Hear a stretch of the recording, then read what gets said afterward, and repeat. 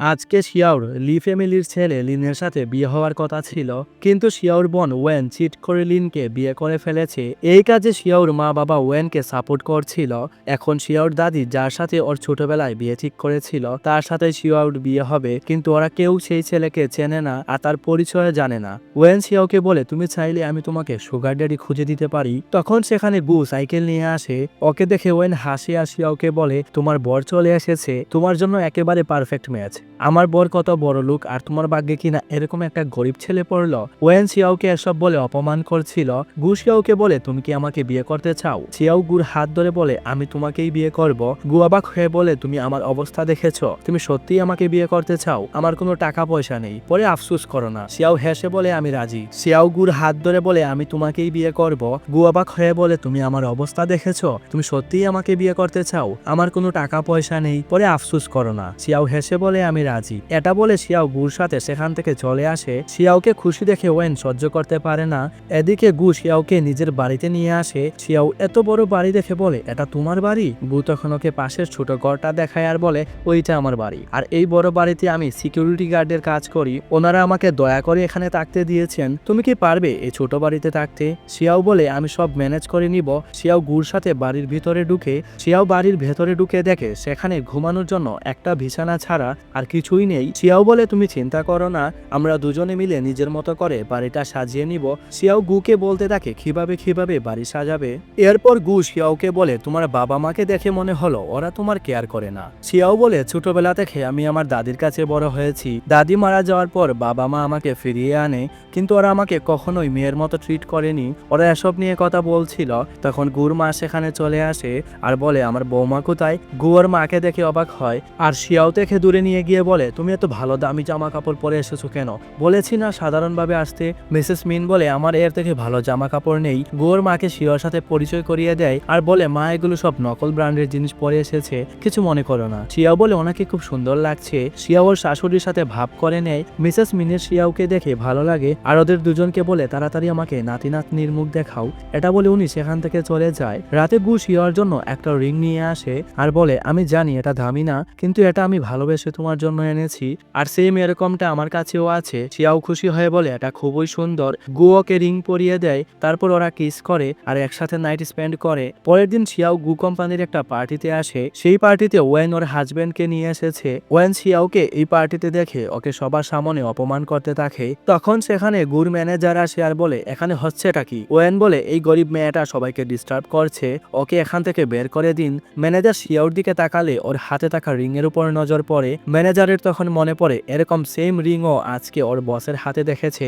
Manager বুঝে যায় শিয়াও ওর বস গুশেনের wife. Manager তখন শিয়াওকে ইয়াং ম্যাডাম বলে ডাকে। এটা শুনে সেখানে থাকা সবাই অবাক হয়ে যায়। ওয়েন বলে, আপনার বস তো মিস্টার গুশেন, আপনি ওকে কেন ইয়াং ম্যাডাম বলে ডাকছেন? ও মিস গুর ওয়াইফ হতেই পারে না, ওর হাজবেন্ড একজন সাধারণ বডিগার্ড। শিয়াও ম্যানেজারকে বলে, আপনার হয়তো কোথাও ভুল হচ্ছে, আমি মিস্টার গুরু ওয়াইফ না, আমার হাজবেন্ডের নামও গু, কিন্তু ও খুবই সাধারণ একটা ছেলে। ম্যানেজার বলে, আমার হয়তো কোথাও ভুল হয়েছে। এটা বলে ওর বসকে কল করে আর বলে, বস, আমি আপনার হাতে যেরকম রিং দেখেছি সেরকম একটা মেয়ের হাতেও দেখেছি। বলে দেই, শিয়াওর হাজবেন্ড গুই কিন্তু গু কোম্পানির সিইও। ও আসলে অনেক বড় লোক, যেটা শিয়াও জানে না। গু বলে, কি হয়েছে? ওর ম্যানেজার তখন ওকে সবটা বলে। এদিকে শিয়াওর মা বাবা সেখানে চলে আসে। ওরা শিয়াওকে দেখে ওকে কথা শোনাতে থাকে। ওনাদের এসব কথা শুনে শিয়াওর মন খারাপ হয়ে যায়। ওর মনে পড়ে ছোটবেলা থেকেই সবসময় ওর বাবা মা ওয়েনকে সাপোর্ট করেছে আর ওর সাথে বাজে ব্যবহার করেছে। এসব মনে করে ও সেখান থেকে চলে আসছিল, কিন্তু ওয়েন ওকে যেতে দেয় না, ওর সাথে জোরাজুরি করতে থাকে। তখন শিয়াওর হাত থেকে রিংটা পড়ে যায়। শিয়াও চারিদিকে সেটা পাগলের মতো খুঁজতে থাকে। রিংটা দেখতে পেয়ে শিয়াও সেটা নিতে গেলে ওয়েন নিজের জুতা দিয়ে শিয়াওর পা চাপে ধরে। শিয়াও ব্যথা পেয়ে ওর হাত সরিয়ে নেয়। এরপর ওয়েন রিংটা নিজের হাতে নিয়ে বলে, এটা তো খুবই কম দামি একটা রিং, দেখো আমার হাজবেন্ড আমাকে কত দামি রিং দিয়েছে, আর তুই এই সামান্য রিংটার জন্য এরকম করছস? শিয়াও বলে, এটা আমার অনেক পছন্দের, প্লিজ এটা আমাকে দিয়ে দাও। ওয়েন রিংটা ছুঁড়ে ফেলে দেয়। শিয়াও আবার সেটা নিতে গেলে ওয়েন টেবিলে থাকা সবগুলো গ্লাস ওর উপরে ফেলে দেয়। তখন গু সেখানে চলে আসে। শিয়াও গুকে বলে, তুমি এই রিংটার জন্য কেন এত কষ্ট করছো? শিয়াও বলে, কারণ তুমি এটা আমাকে দিয়েছো, তাই এটা অনেক মূল্যবান। গু ওর কথা শুনে খুশি হয়। লিন গুর গায়ে এত দামি জামা কাপড় দেখে বলে, তোমার কাছে এত দামি জামা কাপড় আসলো কি করে? তুমি কি কোথা থেকে সব চুরি করেছো? গু তখন লিনের হাত মচকে ধরে ওয়েন বলে, তুমি ওকে ছেড়ে দাও, তোমার এত বড় সাহস, লিন ফ্যামিলি জানতে পারলে তুমি আর বেঁচে থাকবে না। শিয়াও গুকে বলে ওকে ছেড়ে দাও। গু ওকে ছেড়ে দেয়। গু তখন ওর গার্ডদের ডাকলে ওরা সেখানে চলে আসে। শিয়াওর মা বাবা এটা দেখে ভয় পেয়ে যায় আর বলে, ও কি সত্যি মিস্টার গুসেন? লিন বলে, ও এ লোককে ভাড়া করে নিয়ে এসেছে, ও অভিনয় করছে। আমি আমার আন্টিকে কল করেছি, উনি গু কোম্পানির শেয়ার হোল্ডার, উনি আসলে ওর সত্যিটা এখনই বেরিয়ে আসবে। শিয়াও গুকে বলে, ওরা কারা? ওদেরকে বলো এখান থেকে চলে যেতে, আমি চাই না তুমি কোনো বিপদে পড়ো। গু গার্ডদের ইশারা দিলে ওরা সেখান থেকে চলে যায়। সে সময় লিনের আন্টি মিসেস আন সেখানে আসে আর লিনকে বলে, কে তোমায় বিরক্ত করেছে? লিন বলে, এই ছেলেটা নিজেকে মিস্টার গু বলে দাবি করছে। মিসেস আন গুকে বলে, তুমি জানো আমি কে? আমার স্বামীও গু কোম্পানির শেয়ার হোল্ডার, তুমি জানো আমি তোমার কি অবস্থা করতে পারি? মিথ্যে বলার জন্য তোমাকে শাস্তি পেতে হবে। এদিকে গুর ম্যানেজার মিস্টার ওয়াংকে গিয়ে সবটা বলে, ওনার ওয়াইফ গুর সাথে কি কি করছে। মিস্টার ওয়াং বলে, এই বুকা মহিলাটা কি করতে চলেছে সেটা নিজেও জানে না। উনি তখন পার্টি যেখানে হচ্ছে সেখানে যাওয়ার জন্য লিফটের কাছে যায়, কিন্তু লিফট কাজ করছে না দেখে বেচারা সিঁড়ি দিয়ে নামতে থাকে। অন্যদিকে মিসেস আন গুকে ডগ ফুড দিয়ে বলে, এটা খাও, এটা তোমার শাস্তি, না হলে তুমি এখান থেকে যেতে পারবে না। শিয়াও বলে, আপনাদের কোনো অধিকার নেই ওকে শাস্তি দেওয়ার, আপনারাই সবকিছু আগে শুরু করেছেন। লিন রেগে শিয়াওকে মারতে গেলে গু শিয়াওকে বাঁচিয়ে নেয়, এর জন্য ওর হাতে আঘাত লাগে। শিয়াওর বাবা মা ওকে বলে, তুমি আমাদের পরিবারের জন্য একটা সমস্যা। শিয়াও বলে, আমি জানি তোমরা আমাকে পছন্দ করো না, কিন্তু আমি তো কোনো দোষ করিনি। শিয়াওর বাবা ওকে চর মারতে গেলে গু ওনার হাত মচকে ধরে, তখন লিন গুর উপর অ্যাটাক করলে শিয়াও সামনে চলে আসে, এর জন্য আঘাত পায়। গু শিয়াওকে নিয়ে চলে আসতে নিলে মিসেস ওয়াং সিকিউরিটি গার্ডদের বলে ওদের আটকাতে। গু ওদের সাথে ফাইট করে সেখান থেকে চলে আসছিল। তখন মিসেস ওয়াং লিনকে বলে গুকে মারতে। লিন গুকে মারতে যাবে, সেই সময় মিস্টার ওয়াং এসে লিনকে লাথি মেরে ফেলে দেয় আর বলে, তুমি জানো তুমি কি করতে যাচ্ছিলে? মিস্টার ওয়াং গুকে বলে, আপনি ঠিক আছেন? মিসেস আন মিস্টার ওয়াংকে বলে, তুমি জানো ও আমার সাথে কি করেছে, তাই আমি ওকে শাস্তি দিয়েছি। মিস্টার ওয়াং ওকে ছড় মারে আর বলে, তুমি জানো ওকে? উনি মিস্টার গুশান। বাকিটা বলতে নিলে গু ওকে ইশারা দেয়। তখন মিস্টার ওয়াং বলে, উনি মিস্টার গুশানের বডিগার্ড। এটা শুনে লিন হাসি আর বলে, আমি জানতাম। মিস্টার ওয়াং তখন গার্ডদের বলে ওদের এখান থেকে বের করে দিতে। গার্ড ওদের বের করে দেয়। তারপর গু শিয়াওকে নিয়ে বাড়িতে চলে আসে। শিয়াও গুকে বলে, তুমি কি আমার থেকে কিছু লুকাচ্ছ? মিস্টার ওয়াং তোমাকে এরকম বসের মতো কেন ট্রিট করেছে? গু বলে, আরে তেমন কিছু না, আমি বসের অনেক কাছের সিকিউরিটি গার্ডের জন্য। তারপর বলে, তোমার যদি মিস্টার গুশেনের সাথে বিয়ে হতো তাহলে কি তুমি খুশি হতে না? শিয়াও বলে, না, উনি আমাকে বিয়ে করার কথা বললে আমি রিজেক্ট করে দিতাম। গু বলে, কেন? শিয়াও বলে, কারণ ধনীরা অনেক হার্টলেস হয়, আমি ওদের পছন্দ করি না। ওর এরকম কথা শুনে গুর মন খারাপ হয়ে যায়। এরপর গু ওর মায়ের সাথে দেখা করে। মিসেস মিন বলে, তুমি শিয়াওকে সত্যিটা বলে দিচ্ছ না কেন? আমি এভাবে অ্যাক্টিং করতে পারছি না। গু বলে, ও অনেক ভালো, ও ধনীদের পছন্দ করে না, আমাকে একটু সময় দাও সব ঠিক করার জন্য। রাতের সিন দেখি গু শিয়াওর চুল শুকিয়ে দিচ্ছিল। শিয়াও বলে, আমার একটা চাকরি করতে হবে। গু বলে, তার কোনো প্রয়োজন নেই, আমি তোমার খেয়াল রাখবো। শিয়াও বলে, না, আমি কাজ করব, আমরা একসাথে নিজেদের স্বপ্ন পূরণ করব। কিন্তু আমার মনে হয় না লিন ফ্যামিলি আর ওয়েন ফ্যামিলির জন্য আমি কোনো কাজ পাবো, ওরা আমাকে কোনো কাজ করতে দিবে না। গু সেনের বলে, মিস্টার গুর বাড়িতে একজন মেইড লাগবে, আমি কথা বলে তোমাকে সেখানে কাজ পাইয়ে দিব। শিয়াও বলে, ঠিক আছে। পরের দিন গু শিয়াওকে মিস্টার গুর সেনের বাড়িতে নিয়ে আসে মেইড হিসেবে কাজ করার জন্য। মেইডরা গুকে দেখে ইয়াং লর্ড বলে গ্রিটিং করে। শিয়াও গুকে বলে, ওরা তোমায় ইয়াং লর্ড বলে ডাকছে কেন? গু বলে, এটা ওদের রিচুয়াল। এরপর শিয়াও নিজের কাজ করতে চাইছিল, কিন্তু বাকি মেইডরা ওকে কোনো কাজ করতে দিচ্ছিল না। এদিকে ওয়েনকে দেখি ও ক্যাফেতে বসেছিল, ওর পাশে টেবিলে চ্যাং পরিবারের মেয়ে জিয়া বসেছিল। জিয়া গুশেনকে অনেক পছন্দ করে, ও বারবার গুশেনকে কল করছিল, কিন্তু গুশেন ওর কল ধরে না। এসব দেখে ওয়েন জিয়ার সাথে কথা বলে হাত মেলানোর চেষ্টা করে, কিন্তু জিয়া ওকে পাত্তা না দিয়ে সেখান থেকে চলে আসে। এরপর ও গুশেনের বাড়িতে আসে। মেয়েদের থেকে শিয়াওর কথা শুনে ও শিয়াওর সাথে দেখা করে আর বলে, তুমি শিয়াও, তুমি জানো আমি মিস্টার গুশেনের ফিয়ন্সে। এরপর বলে, তুমি তো কাজ ঠিকভাবে করছো না, আমি তোমাকে কাজ থেকে বের করে দিব। শিয়াও বলে, আপনি পারবেন না, কারণ আমাকে কোম্পানি থেকে কাজ দিয়েছে। জিয়া ওর কথা শুনে রেগে যায়। জিয়া শিয়াওকে অপমান করছিল। তখন গু সেখানে চলে আসে। গুকে দেখে জিয়া ওর হাত ধরে বলে, এই মেয়েটাকে বাড়ি থেকে বের করে দাও, ও আমার সাথে মিসবিহেভ করছে। গুওকে সাইডে নিয়ে যায় আর বলে, তোমার সাথে আমার কিছু হওয়া সম্ভব না, এখান থেকে চলে যাও। এটা বলে গুওকে বাড়ির বাইরে বের করে দেয়। এরপর গু শিয়াওর কাছে এসে ওকে ভুলভাল বুঝায়। রাতে গুর বাবা মিস্টার হান বাড়ি ফিরে ওকে দেখে গু ভয় পেয়ে যায় আর বলে, আমি তো বাবাকে সবটা বলিনি, এখন বাবা শিয়াওর সাথে দেখা হলে সত্যি সত্যিটা ফাঁস হয়ে যাবে। এদিকে মিস্টার হান শিয়াওকে দেখে বলে, তুমি আমার ছেলের বউ? শিয়াও বলে, হ্যাঁ। আপনি গুর বাবা?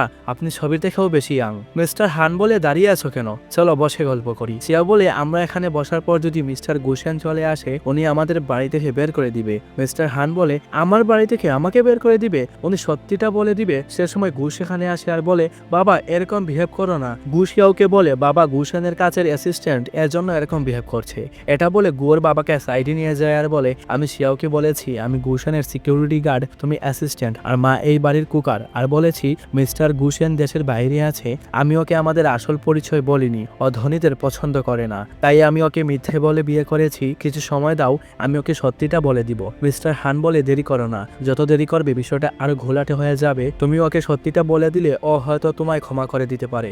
পরের দিন শিয়াও কাজ করছিল, তখন জিয়া সেখানে আসে আর বলে, আমার সাথে গুশেনের বিয়ে ঠিক হয়েছে, তুমি ওর কাছ থেকে দূরে থাকো। শিয়াও বলে, আমি তো শুনলাম উনি আপনাকে বিয়ে করবে না। এটা শুনে জিয়া রেগে যায় ও শিয়াওর দিকে গরম পানি ছুঁড়ে মারে, তারপর ভাঙা কাছের উপর ওর হাত চেপে ধরে রাখে। শিয়াও ব্যথা ছটপট করছিল, তখন গু সেখানে চলে আসে আর শিয়াওকে বাঁচিয়ে নেয়। জিয়া বলে, গুশেন তুমি এই মেয়েটার কেয়ার করছো কেন? গু বলে, তোমার কোথাও ভুল হচ্ছে, আমি গুশেন না। এটা বলে গু শিয়াওকে সেখান থেকে নিয়ে আসে, তারপর হসপিটালে নিয়ে যায়। সেখানে গু ওর কেয়ার করে। নেক্সট সিনে জিয়াকে ক্যাফেতে দেখি। জিয়া বলে, শিয়াও আমি তোমাকে ছাড়বো না, তুমি আমার কাছ থেকে গুশেনকে কেড়ে নেওয়ার চেষ্টা করছো। তখন ওয়েন ওর কাছে আসে আর বলে, শিয়াও আমার বোন, কিন্তু আমি ওকে পছন্দ করি না, আমি ওকে শেষ করে দিতে চাই। এরপর বলে, ওর বিয়ে হয়ে যাওয়ার পর ও মিস্টার গুশেনকে পটানোর চেষ্টা করছে। জিয়া বলে, ওর কার সাথে বিয়ে হয়েছে? ওয়েন বলে, গুশেনকে। এটা শুনে জিয়া অবাক হয়ে যায়। ওয়েন বলে, ওর হাজবেন্ড গুশেনের অ্যাসিস্ট্যান্ট, আসল গুশেন না, ওদের শুধু নামটা এক। এটা শুনে জিয়া হাসে। ওয়েন বলে, চলো আমরা একসাথে কাজ করি, আমি তোমাকে গুশেনকে বিয়ে করতে হেল্প করব, আর তার বদলে তুমি আমাকে বিজনেসে হেল্প করবে। জিয়ার কথায় রাজি হয়ে যায়। এদিকে গুর আর ওর বাবা মায়ের শিয়াওর সামনে অ্যাক্টিং করতে করতে অবস্থা খারাপ হয়ে গেছে। গু শিয়াওকে বলে, আমি তোমাকে একটা কথা বলতে চাই। গু শিয়াওকে সত্যিটা বলার চেষ্টা করে, কিন্তু কোনোভাবে বলতে পারছিল না। পরের দিন শিয়াও আর মিসেস আন কাজ করছিল।